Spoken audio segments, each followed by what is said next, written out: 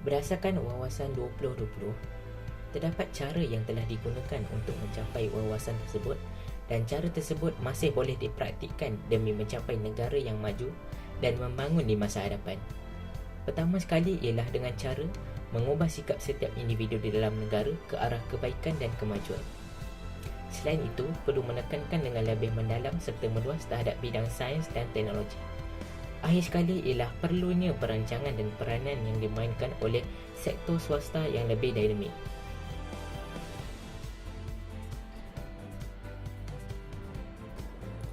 Kesedaran yang saya dapat dalam menyelesaikan laporan kami bertajuk Wawasan 2020 adalah panduan amat penting dalam membimbing kita mencapai suatu matlamat atau kejayaan.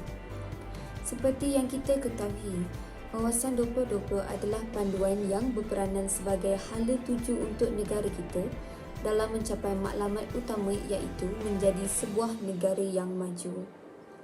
Kesannya, ia telah melahirkan aspirasi yang jelas kepada rakyat kita sehinggakan mereka mencurahkan hati sepenuhnya dan bertungkus lumus dalam merealisasikannya.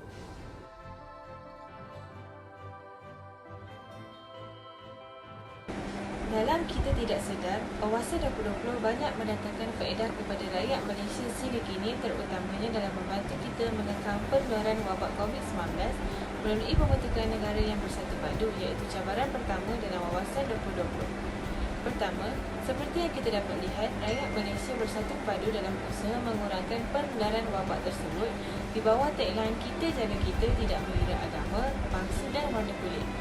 Rakyat Malaysia sentiasa mengingatkan antara satu sama lain, tidak kira jiran, keluarga atau orang yang tidak dikenali, untuk sentiasa mematuhi SOP serta kepentingan mengambil vaksin di berbagai platform media sosial.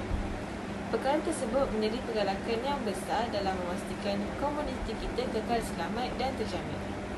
Kedua, sejak wabak COVID-19 melanda, ramai rakyat Malaysia hidup susah kerana dibuang kerja, peluang pekerjaan yang sangat terhad dan sebagainya. Walau bagaimanapun, ramai orang tidak teragak-agak mengulurkan bantuan kepada yang memerlukan, tidak kira bangsa dan agama. Secara tidak langsung, menjadikan negara kita aman dan makmur oleh kerana perpaduan rakyat.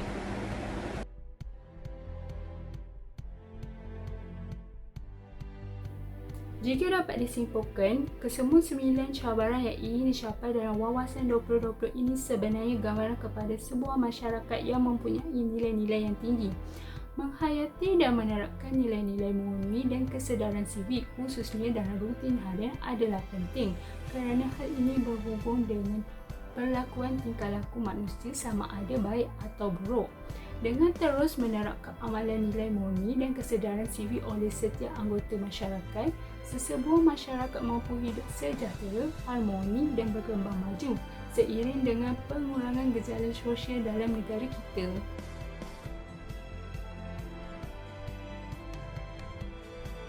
Di samping itu, pengajaran yang dapat saya perolehi daripada tugas ini ialah kita perlulah sentiasa berusaha untuk memperbaiki diri dalam mencapai hala tuju.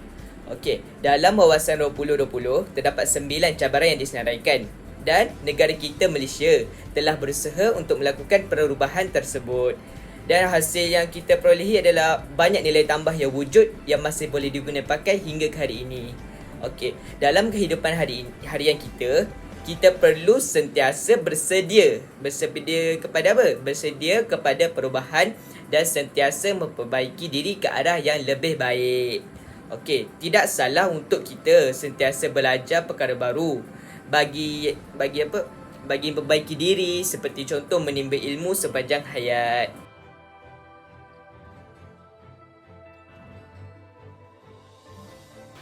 Kita sedia maklum bahawa Wawasan 2020 diperkenalkan oleh Tun Dr. Mahathir sejak tahun 1991 lagi, dan ianya telah mengambil masa selama 29 tahun untuk menjadikan negara kita negara maju menjelang tahun 2020.